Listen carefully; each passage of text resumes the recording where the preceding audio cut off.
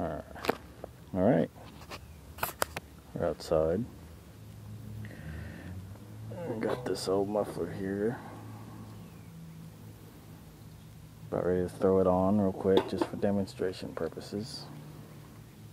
Which I'll pull the retaining pin on here because that's what it's holding it in right now, which is a screw. Just holds it in place for now until I can afford myself a welder or build one of two. Just pops right on off. Definite noisemaker, I would say. This should slide right on.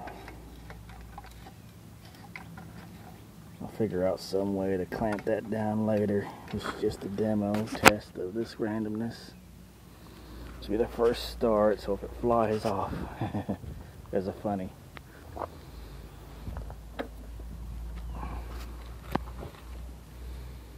Fire in the moped.